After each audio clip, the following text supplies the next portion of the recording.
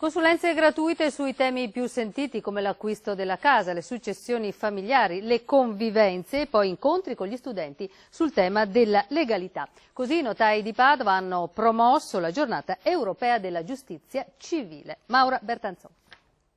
Giovani o adulti, il rispetto delle regole è un pilastro fondamentale della convivenza civile. Osservarle è un dovere per tutti, spesso però possono essere complicate da capire. È questa la cornice della giornata europea della giustizia civile, con i notai padovani impegnati ad animare in città e in provincia momenti di riflessione e informazione sulla legalità.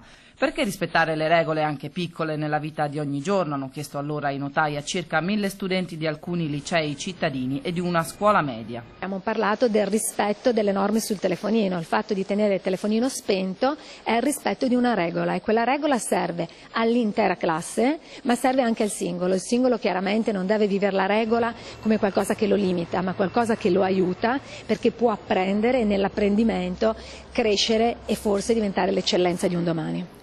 Spiegare e guidare, così il ruolo del notaio si conferma indispensabile perché garante delle scelte più delicate della vita di ogni cittadino. Ecco allora che il pomeriggio viene dedicato alla consulenza gratuita su argomenti più che mai sensibili. I temi che noi troviamo essere più rilevanti tra la cittadinanza sono soprattutto il tema delle successioni e il tema dei rapporti di convivenza, che cosiddette unioni civili, e i rapporti di convivenza tra coppie di sesso diverso. Le successioni poi sono un tema complicato per definizione.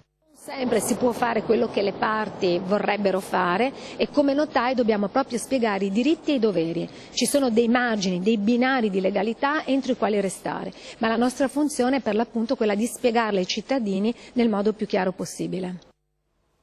Presentata alla stampa a Treviso la mostra